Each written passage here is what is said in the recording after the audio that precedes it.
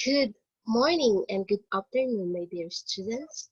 So now we will discuss the last module of our first quarter, the market opportunity analysis and consumer analysis. So at this module, uh,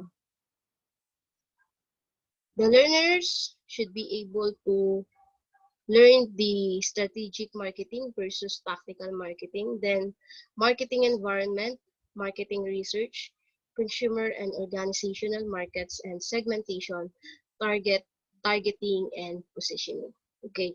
So, gusto ko lang mag-thank you para dun sa mga estudyante na gumagawa ng module nila, ng activities nila in advance. So, thank you guys. So, and pasensya naman dahil ngayon ko palang isi-send itong video presentation. I'm really sorry guys. So, I hope you understand. Okay. So, let's proceed. Thank you guys for your all effort, okay? So, market opportunity analysis. So, isi-simplify ko lang lahat ng mga terms dito kasi I know naman as a AVM student, ang inyong mindset is alam nyo na yung mga terms na ginagamit natin when it comes to business. Okay? So, sa marketing, commonly terms lang naman siya talaga. So, madali siyang ma-adapt. Kasi nga, kung makikita nyo or mapapansin nyo, by your environment, na-experience nyo siya, diba? And na-observe nyo siya, na nakikita nyo na pala siya.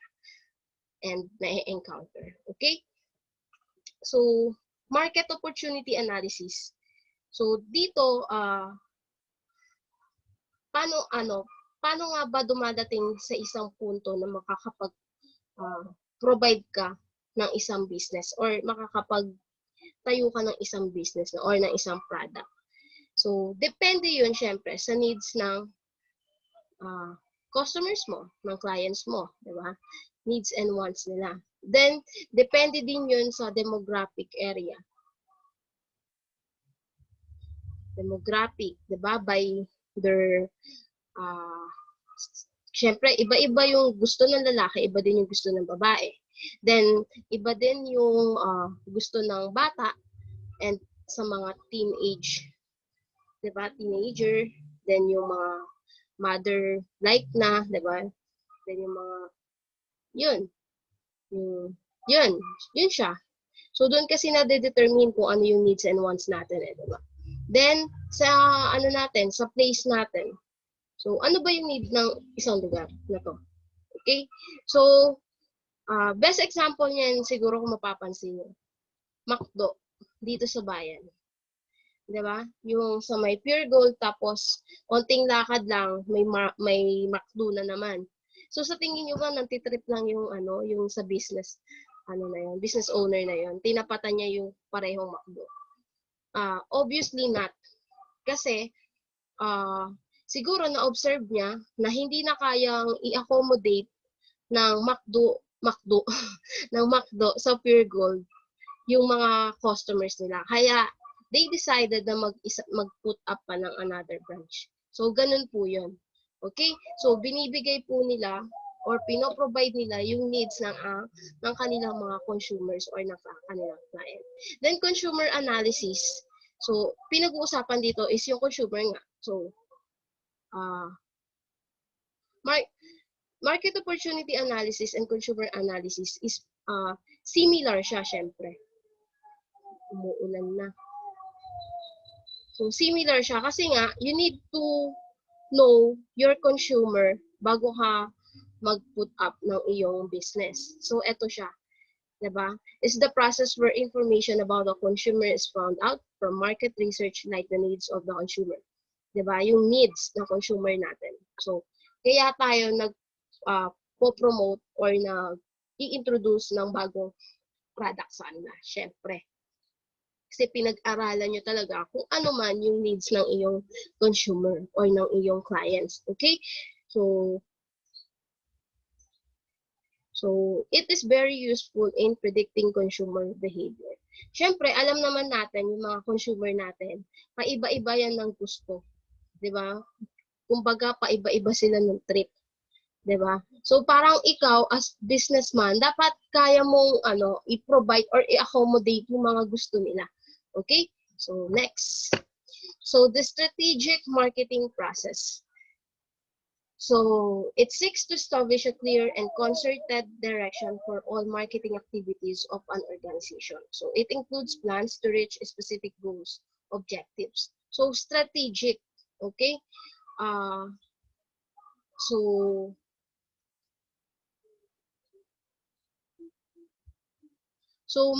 syempre, mag-iisip tayo ng different strategies para makapag-promote tayo, makapag-introduce tayo, and ma-introduce natin yung business natin, 'di ba? Na maging successful. So, may different strategies yan. Yung marketing process or yung business plan natin, 'di ba? Yung pinagawa ko sa inyo. So, eto po yan. So, number 1 is mission identification, situation analysis, objective setting, marketing strategy, and strategy evaluation and control. Okay, so yung sa marketing process, yung pinagawa ko sa inyo, di ba nag-isip kayo ng business? So then pinagawan ko kayo nito. Siyempre, to determine kung magiging successful yung business na ginagawa nyo. Okay, yung mission identification. So, from the word mission, ano ba yung gusto mong mangyari, 'di ba? So, mission statement defines what an organization is, why it exists, its reason for being, 'di ba? Its primary customers, the products and services it produces, and its geographical area of operation. Okay, wait lang po. Okay. So, yung sa mission, ano yung gusto mong, yun nga, ano yung gusto mong mangyari, and anong purpose kung bakit ka nag-business. 'Di ba? So, yan, dapat clear yan. Okay? Then, yung situation analysis. Sa situation analysis,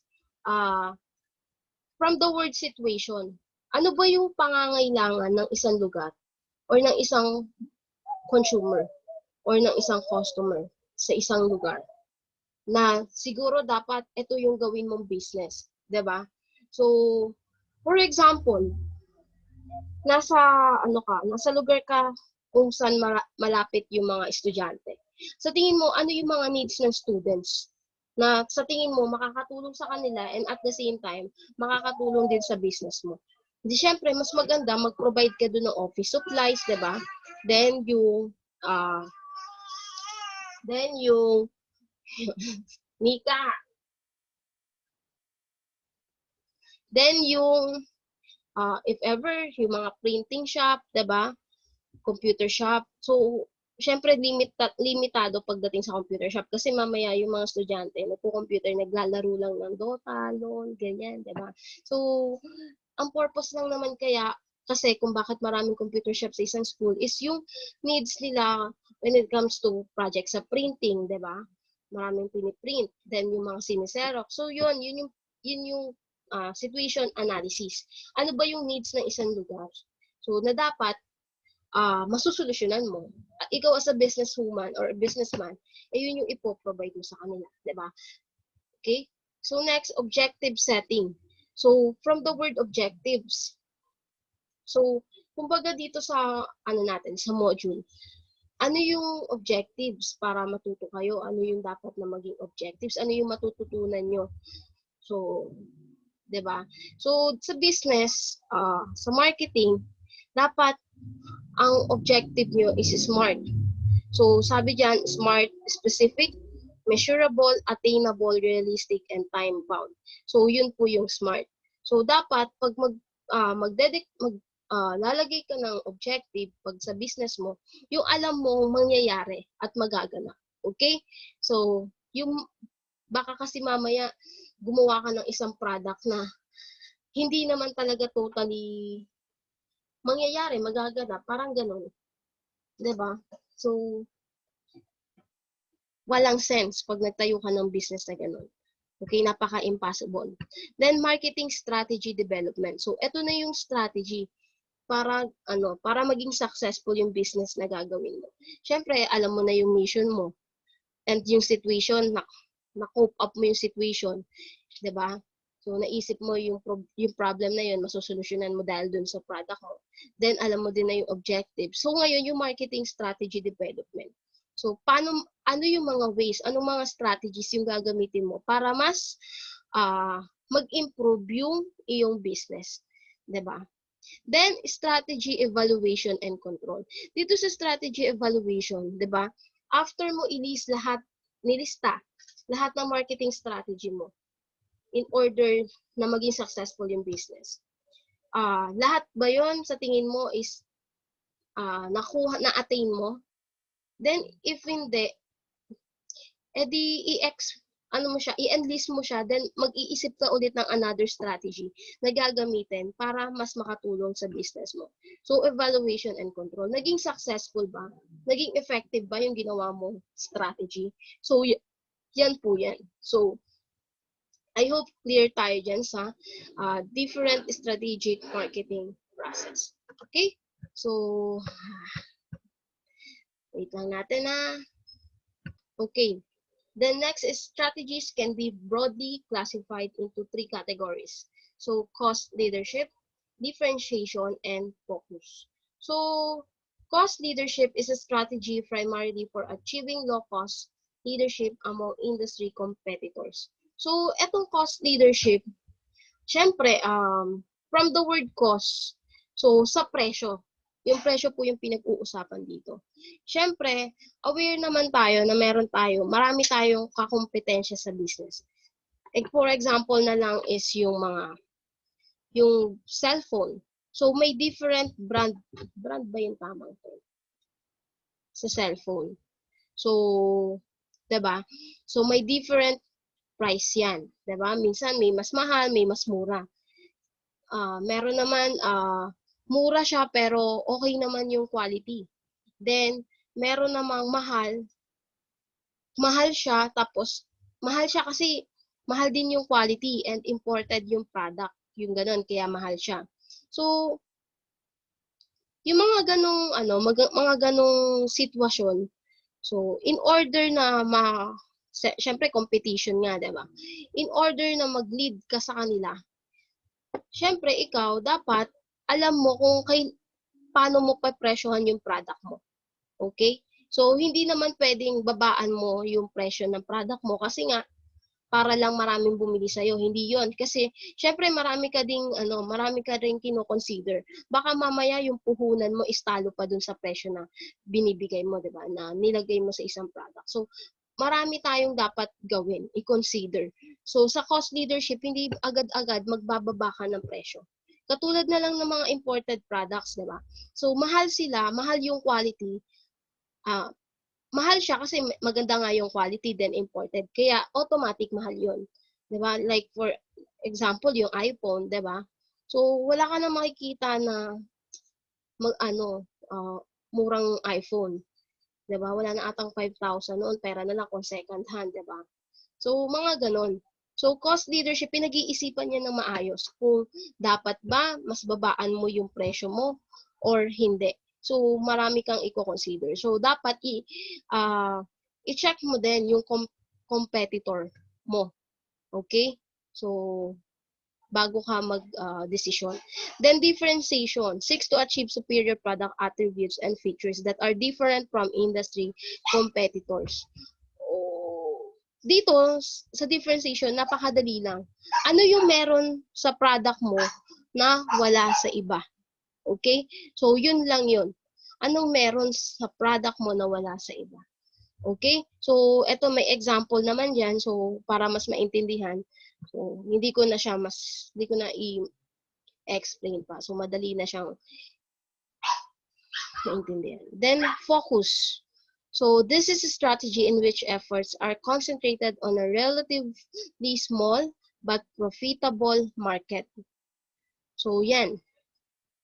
So, example daw po niyan, the Family Mart concentrates on the very high-end niche market by converting its operations into convenience stores with superior customer service, selling purely imported and high-quality products and gourmet food prepared by resident chefs. So, focus. So, kumbaga sa restaurant, ano yung specialty na pagkain? Okay? So, dapat, wag daw po tayo masyadong maraming variety ng i-introduce na produkto. So, pag nag-uumpisa ka ng business mo, dapat mag-focus ka muna sa isa lang muna. And pag naging successful siya, saka ka na mag-i-introduce ulit ng bago. Mga ganong style. So, I hope clear tayo dyan sa 3 categories ng strategies. So, cost leadership, differentiation, and focus. So, next. So, cost leadership, differentiation, and focus strategies may be implemented through the following subcategories of strategies. So, madami tayong strategies. So, forward integration. This involves gaining ownership or increased control over distributors or retailers. So, yan. Then, next is yung siguro naman, basic. Naiintindihan na siguro to. Kasi, hindi ko na siya mas i-explain. So, backward integration, horizontal integration, so market penetration and market development, then product development, related diversification, unrelated diversification, retrenchment, and divestiture, then liquidation. Okay, so self-understanding naman na to. So, basta pakibasa na lang. So, next, the tactical marketing process. So tapos na natin yung strategy, doon naman tayo sa tactics. So, determines the means or tactics to implement the strategies. So nakapag-formulate ka ng strategy. Then, ngayon naman, gagawa ka ng taktika. Parang kumbaga sa ML, diba? Sa Mobile Legends. So, kayo as a group, gumagawa kayo ng different strategy nyo, diba? Kung sino yung gagawing tank, diba? Yung marksman, and yung mage. Then, anong tactics yung gagawin nyo? Sino yung magsasama? Si marksman ba? Or si mage? O si tank ba? Or si mage? So, ganyan. Ganun yung tactics. So, sinisimplify ko lang. So, the tactical marketing process is number 1, marketing strategy. So, na-mention na ulit yan kanina. So, action plan. So, marketing activities, activity timetables, responsibility, accountability, activity budgets, and monitoring and control. So, after mong gawin yung tactical marketing process, so sa monitoring and control, so parang i-evaluate nyo lang yung tactical strategy na ginawa nyo. So, naging effective ba siya? So, katulad lang dun sa marketing process. So, naging effective siya. Kung naging effective, then proceed. So, mag-circulate lang ulit yung tactical marketing process para mas mag-improve yung business. So itong mga word na to, madali na lang din yung intindihan. So, pina-fast track ko na lang. Okay? So, kasi itong mga terms na to, same pa rin yan dun sa mga na-encounter nyo nung grade 11. Okay? So, if ever na may question naman, pwede nyo naman akong i-PM or i-chat. Okay? So, next, the marketing microenvironment. So, the marketing microenvironment is the company, suppliers, market intermediaries, customers, competition, and public. So, kung mapapansin nyo, kung natatandaan nyo, na-discuss na to sa Management 111 nyo, yung Organization and Management, last SEM, yung grade 11. So, ang nangyari lang is dinagdagan yung marketing. Hindi. So, the marketing microenvironment, diba? So, nandun na din pala siya. Automatic. So, alam ko, nare-recall nyo to. Okay? So, the company. So, research development, finance operations, and human resource department, then suppliers. So, syempre, pag magtatayo ka ng business, dapat meron kang suppliers from raw materials, utilities, labor, capital, and equipment. Then, market intermediaries. So, syempre, dapat meron kang distributors, wholesalers, retailers, and promoters. Diba? So, yan yung ways para maging successful talaga ang iyong business. Then, customers, pinakamahalaga. End users, businesses, or organizations. Diba? Customers. It's either direct customer ka or pwedeng maging customer mo din yung mga different businesses, di ba? So, pwede itong pwede kang yung maging suppliers din, di ba? Iba yung suppliers na nagsusupply sa'yo, then ikaw, as businessman, ano ba yung business mo? Pwede mo pa siyang i-supply from different businesses. So, ganun yan. The next is competition. So, knowing a competitor and monitoring their movements is essential. Siyempre, yun nga, baka kasi mamaya, nahuhuli ka na. Okay? Kasi nga, naka-formulate na yung mga kalaban mo ng different strategies para mas maano ka, maungusan sa business mo. Then publics. So shareholders, community, financial institution, media, government, and society. So publics, ito yung ikaw, gusto mo nang mag-expand yung business mo. Gusto mo nang magkaroon ng shareholders para mas maging kilala, mas maging successful, and all-knowing yung business mo. Then yung community, 'di ba? Nagpo-promote ka nga, nag-endorse ka, 'di ba? Those of financial institution, syempre yung stability ng business mo, 'di ba? Yung accounts mo, 'di ba? Okay, so yan. So I hope clear tayo sa marketing microenvironment. So ano lang naman yan, anin lang. The company, suppliers, market intermediaries, customers, competition, and publics. Next. So the marketing macro environment. So malaki na siya. Okay? So malaki na yung kino-consider mo from politico-legal, demographic, economic, socio-cultural, natural, and technological. So alam ko familiar na din to sa inyo. Okay? So ito yung So, the marketing macro environment. Politico-legal, so syempre sa politics yung government. So syempre, may rules and regulations ang government bago ka maggawa ng business. So syempre may mga permits dyan na dapat mong i-comply. Demographics, syempre yung mga consumer mo. 'Di ba nga depende yung needs ng consumer kung bata ka, bata or matanda, lalaki, babae. So, iba-iba yung needs nila. Then, yung economic. So, ano ba yung needs ng society mo? Okay? Then, socio-cultural. So, pagdating sa socialization, and ano ba yung culture na meron sa Pilipinas? So, dapat na-provide mo yan, kino-consider mo din yan. Then, natural, ito yung environment. Okay? So, yung business mo ba ay nakaka-apekto sa environment? So, kung aware kayo dun sa malalaking kumpanya, meron silang good governance. Kasi protocol na 'yon ng gobyerno na dapat nahahandle mo yung business mo, then hindi ka nakaka-apekto sa ating environment. Then technology. Okay, wait lang. So, yun. So, technology. So, syempre may different machineries na po tayo na ginagamit. Different technologies na po na ginagamit in order na mas mag-improve ang iyong business. Okay? So, ngayon, kahit paano naman, nakakasabay na tayo sa technology. Okay? Kahit paano. Pero hindi nga lang dun sa quality. Okay? Kasi may mga magagandang technology from other country na hindi natin kayang i-afford. Okay? So, alam ko naman aware kayo dyan. So, next, marketing research. So, marketing research is a function under a business organization's marketing information system. Okay, wait lang po. Okay. Then, yung marketing research. So, kung aware kayo sa isang malaking kumpanya, so, may marketing department sila.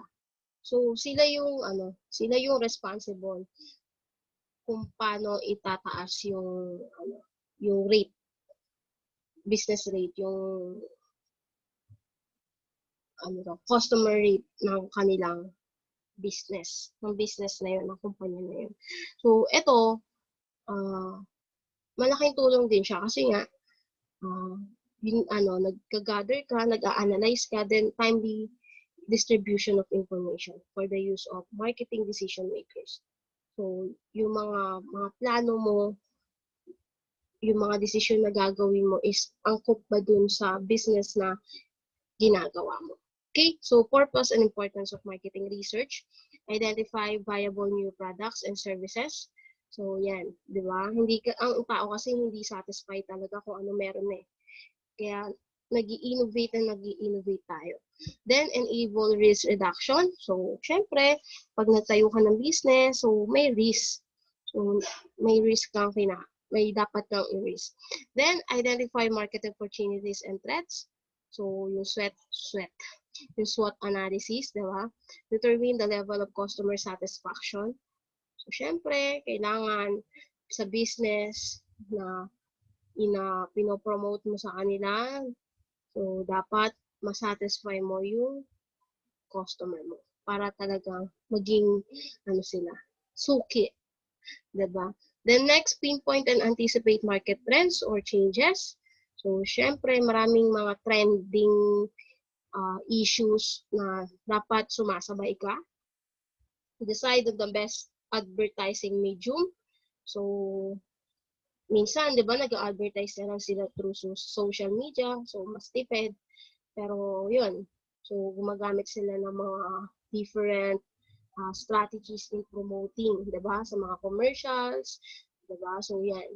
Then, pre-test and post-test advertising and promotional campaigns. So, kung mapapansin nyo, yung, kunwari, meron bagong product si Magnolia, di ba? Magkakaroon ng pre-taste, ganyan. So, ganun po yung ginagawa nilang strategy. Then, evaluate the results of test marketing. Then, evaluate the result of packaging, brand name, and label testing. So, yan yung mga purpose natin, importance. Then, determine consumer price awareness and sensitivity. So, minsan, tama ba yung presyo na nilagay mo dun sa product mo? Baka mamaya, hindi siya kayang bilhin ng iyong mga consumer. So, ano yung adjustment na gagawin mo? Then, undertake location studies. Okay? So, next natin is yung steps in the marketing research process. So, number 1 steps is research need determination. Okay? So, number 2, problem, opportunity, definition. So, from the word itself, so alam ko namang naiintindihan yan. Then, establishment of research objectives. So, yung primary objectives natin. So, dapat smart siya. Diba? Specific, attainable, time-bound, and etc. Research design determination. So, 4 major types of research design. Observational, experimental, qualitative, and quantitative. So, research. So, alam ko, may PRR to kayo. So, quantitative. So, before, napag-aralan nyo na yung qualitative. So, yan yun. Then, observation. Based on your observation, nilagay mo yung isang product dito. Pumatok ba? Nilapitan ba ng consumer or what? Then, experimentals. So, may mga science strategy ka na gagawin. Information source, type of identification. So, yan. So, determination of data access methods. So, for most popular ways of data access method, person-administered surveys, computer-administered surveys, self-administered surveys, and hybrid surveys. Guys, kung nanonood kayo ng mga advertisement from YouTube, diba? Merong mga survey dyan. So, ganyan yung ginagawa nila sa marketing research. Okay? Then, data collection forms design. Major parts of survey questionnaire, introduction, screening, core classification, then types of question used in questionnaires. So, categorical response question, do one or multiple choice, open-ended question, own words or opinions, then metric questions, use scale method. So, dito sa data collection forms and design, kung alam nyo lang yung sa feedback, diba? Customer feedback. So, ito yung best example niyan. So, mostly, yung mga bagong tayong business. So, importante sa kanila yan para mas mag-improve yung business nila. The number 8, sample size and sampling determination, census. Okay? So, yan. So, kumbaga sa survey, so dito naman magsi-census ka. So, nag-aano ka din, nag-i-interview ka din ng iyong mga customer. So, types of non-probability sampling is convenience sampling, judgment sampling, referral sampling, and quota sampling. Then next is types of probability sampling, simple random sampling, systematic sampling, cluster sampling, and stratified sampling. Etong sample size and sampling determination or census. Kung aware kayo dun sa Philippine Statistics Authority. So mostly, etong types of probability sampling, ito yung ginagamit nila. Okay? So, yan, yung mga survey na yan. Then, ito, sa types of non-probability sampling, ito po ay, sa, siya, internal, sa loob lang ng business mo. Okay? So, okay, kung may question dyan, basahin lang natin yung module. So, nandiyan naman yung another information. Then, data collection, data analysis, then report preparation, and presentation. So, yan po yung commonly na ginagawa ng ating mga marketing research. Okay? So, pag dyan ka nalagay na position, so, sa'yo nakasalalay yung sales, yung pagtaas ng sales. Okay? Kasi nga, you need to do research para mas maging effective yung business nyo. Then, making marketing research-based decisions. So, external factor research, observational research, task marketing, target market studies, concept, product development and product studies, pricing tests, location studies, advertising pre- and post-testing, then usage, attitude, and image studies. So, basahin nyo na lang. Pero, from the word itself naman, mas madali lang siyang intindihin. Okay? So, next. Consumer and organizational markets. So, consumer markets include individuals and or households who purchase products and services for personal consumption. Consumer normally makes purchases in smaller quantities due to their tendency to consume products gradually over a period of time. Diba, guys? So, yung consumer, so tayo yan. Okay? So, pag ikaw, kunwari, meron kang sari-sari store, automatic, bumibili ka ng pangmaramihan. Okay? So, wait lang po. Okay. So, the consumer buying process. So, bakit nga ba bumibili yung isang consumer? So, number one, recognition of need. So, ngayon, i-relate natin ngayon sa education. So, recognition of need. Some of you, walang cellphone, walang gadgets, walang means of communication sa teacher kasi nga online na and modular. So, means sa atin naman, so, need natin ng cellphone or kaya tablet, computer. So, needs yon, recognition of needs. Ito yung kailangan mo. Then, information search. So, syempre, as a student, so, magsisearch ka kung ano yung magandang gadget na dapat mo magamit or kaya pwede na ba yung ganito, ganyan. So, yan, yung ginagawa mo. Kung ano bang brand, Oppo ba, Realme, so, Vivo, so, nasa sayo. So, yan. Next, evaluation of alternatives. So, if ever ba na hindi available yung gusto mo, syempre dapat meron kang alternatives. Then, purchase decision. So, eto na, bibili ka na. So, after nitong mga na-recognize mo na yung needs mo, then nag-search ka na, then ka na din ng alternatives if ever na wala, na brand na gusto mo or what. So, purchase decision na, bibili ka na mismo. Okay? Consumer buying process, then last, post-purchase evaluation. May item ka na, so na-provide na yung needs mo. So, satisfy ka ba sa item na nabili mo? Then, if yes, so pwedeng sa mga susunod na pangangailangan mo, dun ka na ulit bumili. Pero pag hindi ka satisfy, maghahanap ka ulit ng bagong brand. Diba? So, ganun po yun. So, then ikot ulit. So, recognition of needs ulit. Ganun naman lagi. tawag dito, yung needs naman natin is talagang continuous yan, 'di ba? And nag-i-innovate yan. So, 'di ba? So, yun po. Dati, yung ginagamit nating mga, dati, 'di ba? Wala tayong rice cooker, pero ngayon may rice cooker na. Mga ganon, yung mga innovations ba? So, ayaw mo na nagluluto sa kalan. So, kaya ang ginawa mo, bumili ka na lang ng rice cooker. Diba? Dahil hindi ka marunong magsaing, hindi ka marunong So, ganon. So, consumer buying process. So alam ko meron kayong mga idea pa para mas maintindihan to. Okay? So, same lang naman din yun. Then next is yung consumer buying roles. Okay? So, user, initiator, influencer, decider, and buyer. So, eto, bakit ka bumili doon? Siyempre, may nag-ano sa'yo, may nag-advise sa'yo, may nagturo sa'yo na dapat ganito, ganyan. So, yun po yun.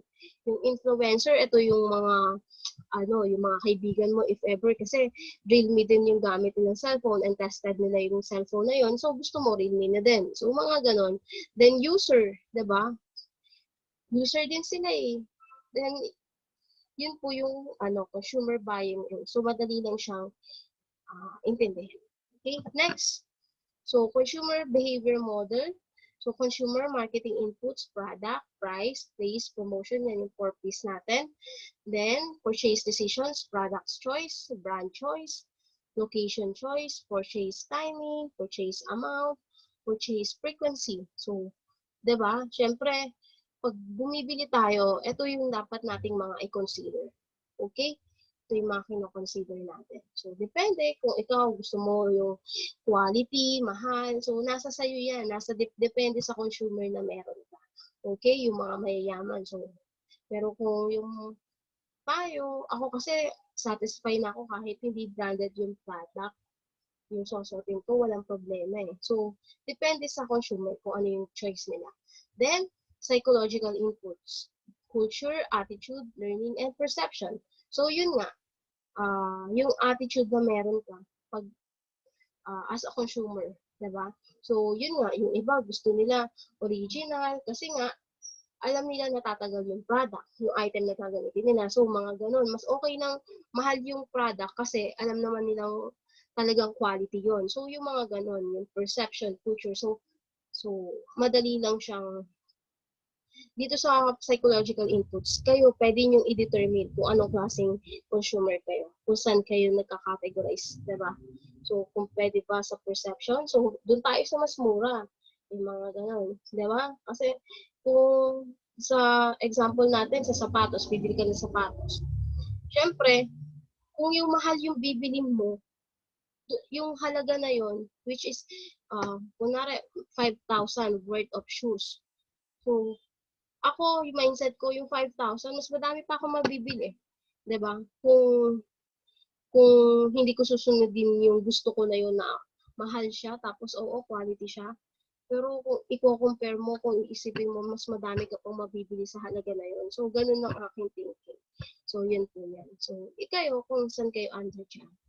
So, next natin is yung buyer characteristics influencing purchase behavior. So, influences of consumer behavior. Internal influences, then external influences. So, dalawa yan. So, under internal influences, personal factors. So, sabi ko nga sa inyo, iba-iba yung needs natin. Depende sa age, income, occupation, lifestyle, and personality. Then, psychological factors, motivation, perception, learning, beliefs, and attitudes. Okay? So, iba-iba talaga ang consumer. Okay?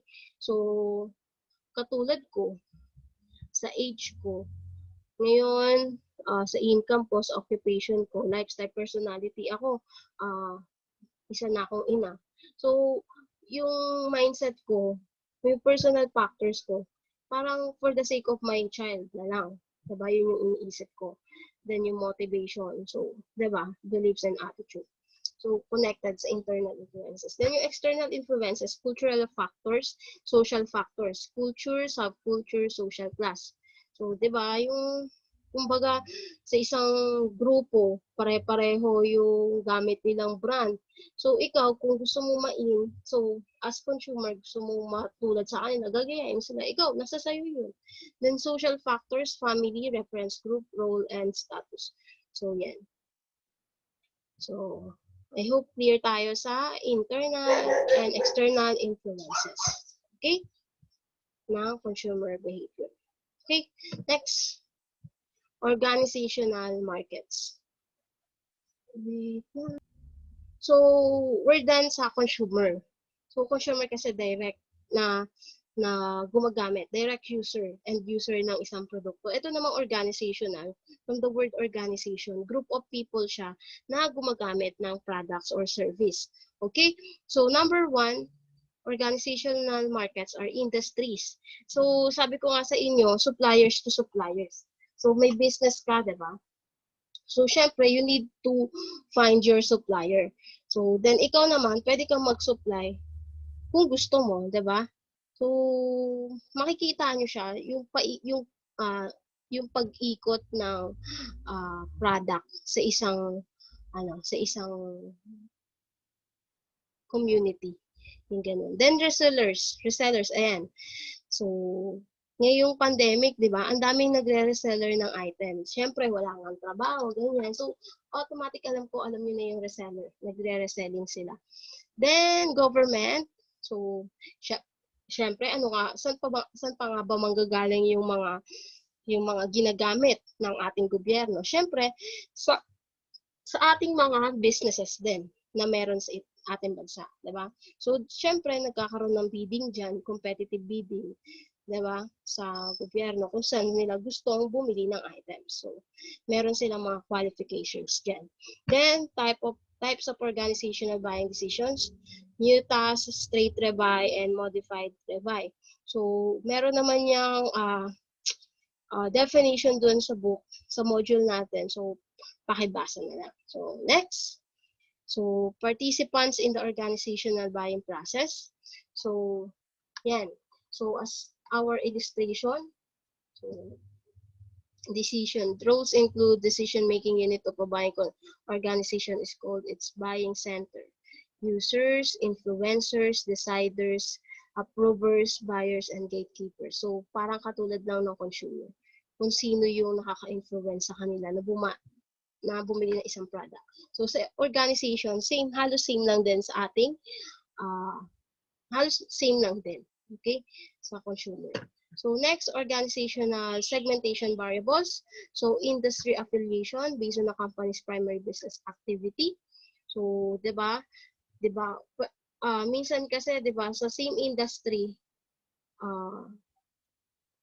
meron tayo dyan na, yun nga, pinaka-main supplier, then up to ikaw. Diba? Ikaw yung nagre-reselling. So, end-use application refers to the way a product is used by a purchasing company or firm. Geographic location, supplier can concentrate to any businesses near in their area. Then, organizational size can be determined through different ways by amount of capitalization, by number of employees, and by annual sales and revenue. So, organizational segmentation variables. Okay? So, by my experience, kami po sa Robinson, sa main office, sa procurement department. So, naghahanap po kami ng mga different suppliers po. Okay? Siyempre, yung sa amin naman po, yung hinahanap naming supplier, yung under dun sa needs ng aming company. Okay, ng needs ng mga employees. So, yun po yung hinahanapan namin. So, yung maintenance ng company, hindi po, iba naman po yung may hawak dun sa may supplier ng gantong goods, ganyan. So, iba-iba po yun. So, malaki talaga. So, pag nag-work na kayo, ma-experience nyo itong mga. Then, next, organizational buying behavior. There are far less organizational accounts than consumer accounts. Organizational accounts are more concentrated geographically. The volume of products and services organizations buy are much larger than consumer markets. Siyempre. So, pag bumili kasi ang isang organization, malaki yan. Bulk sila compare sa consumer na pangilan lang Then the buying decision and processes of organizational buyers are more structured. Then the buying decision of organizational accounts involves a lot of negotiation and takes much longer to complete. So, and etc. So, pakibasa na lang po. So, self-understandable naman yan. So, next, the organizational buying process is illustrated below. Number 1. So, problem recognition. Okay? So, syempre, ano yung problema? Then, need description. Sa problem na yon, ano yung needs natin para ma-settle yung problem? Product service specification. So, yan na, nag-assign na tayo ng different ng products na gagamitin natin. Then, supplier search. So, syempre, sa products na yan, may different suppliers. So, sino yung the best suppliers na hanapin natin? Then, proposal solicitation. Syempre, itong organizational buying process, ito yung sinasabi ko sa inyo na sa purchasing department. Ito yung ginagawa nyo. So, yung proposal solicitation, i-inform, di ba, nag-search ka ng mga suppliers. Then, i-inform mo sila na may needs ka ng ganito. Then, magpapa-price quotation ka sa kanila. Okay?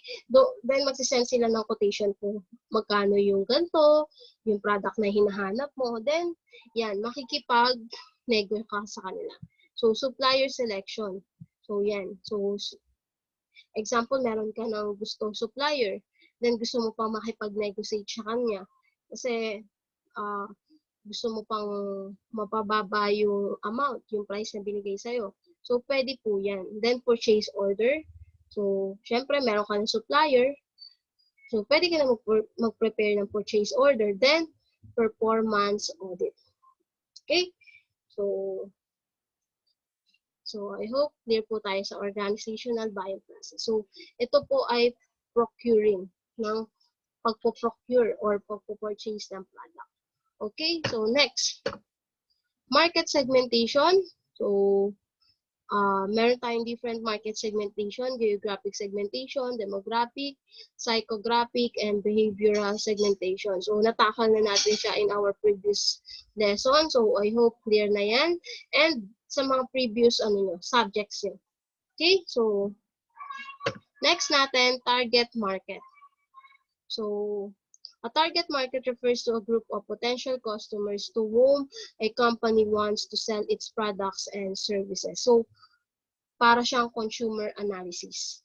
Okay? So, maghahanap na po tayo ng isang lugar kung saan natin ipopromote yung business natin. So, elements of ideal target market. Substantial. So, the selected target market must be large enough in terms of quantity and or total consumption capability. Then next, financially capable. Must have financial means to afford the purchase, price of the product and service. Then reachable, must be within physical reach to permit products distribution, and it should also be reachable by various marketing activities. Then homogeneous, must react similarly to specific marketing stimuli. So ngayon dito sa target market, so i-relate natin ngayon sa pandemic. So aware tayo na need natin ng mask, ng alcohol, nung bago pa lang mag-start yung pandemic. So yun, di ba nagkaroon ng shortage ng mask, ng mga mask at saka ng alcohol. So, dun sa substantial, hindi niya na-provide. Kasi nga, unexpected yun eh. So, kaya nagkakaroon tayo dapat ng marketing analysis, ng market research. So, if ever na may ganong problem, kaya ba nating i-provide yung needs ng ating mga consumers? Diba? So, financially capable. Siyempre, kahit, diba, yung iba bumibili, nag-hoard ng alcohol. Kahit mahal yung alcohol, binibili pa rin ng mga consumers kasi nga kailangan. Then reachable.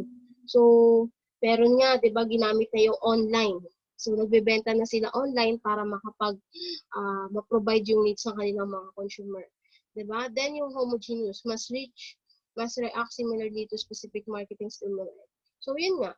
So, pare-pareho tayo na needs natin alcohol para hindi tayo mahawaan ng sakit. So, parang ganun siya. Okay?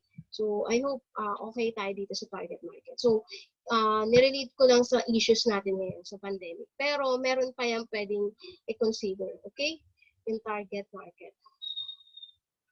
So, alam ko may mga different ideas kayo na pumapasok sa isip niyo. So, pwede niyo siyang i-relate dito.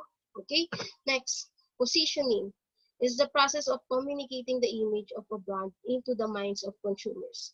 So, the objective is to make the brand stand out in comparison to its competition. So, kung mapapansin nyo sa mga groceries, 'di ba? So, may different position ng mga product para mabilis makita, mabilis ma-identify.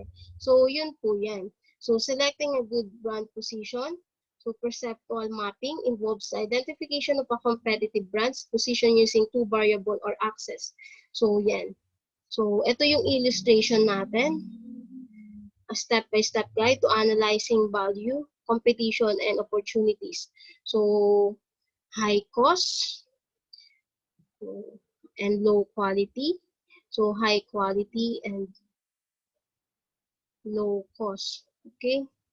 So, syempre, ang consumer, mas pinipili nila yung level lang. Diba? Yung nasa tama lang na, na product. So, not so mahal, not so mura, mga ganon. So, minsan, depende pa rin yun sa mga feedback or yung past experiences nila sa item. So, elements of a good brand position, unique, beneficial, and credible. So, yung credibility ng isang product. So, minsan, kahit na, di ba, sa groceries, ito yung kilala mong product eh, kaya yun yung bibilin mo. Diba? So, kahit na yung positioning na tinatawag, minsan hindi siya ganun ka-effective pag yung hindi mo masyadong na-promote yung product. Okay? So, minsan kasi kahit ilagay mo yan, ipwesto mo yan, then kung hindi naman kilala ng tao, hindi nila bibilin. So, diba? For example, yung sa Pansit Canton, ayaw natin nung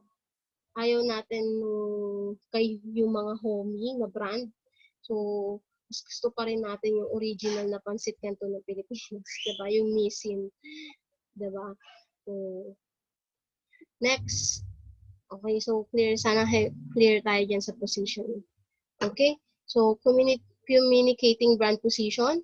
So, some of elements to be considered in communicating brand position are packaging, syempre, labeling, selling price, advertising, brand endorser, and tagline. So, minsan, 'di ba, sa commercials, 'di ba? Enough na yung pag-advertise lang. Marami nang nakakakilala dun sa product. Okay, kaya mahal talaga yung commercial. Yung nilalabas sa commercial. Sobrang mahal niyan pag nagtatayo ka ng business. Kaya wala kang choice. Ano yung ways para makapag-promote ka pa? Siyempre, dapat maganda yung packaging mo. Dapat alam ng mga consumer mo na safe yung item mo. Diba? Then yung labeling nila. Yung content. Siyempre, yung price. So, enough ba yung presyo dun sa product mo? So, yan. Next, identify and selecting competitive advantage.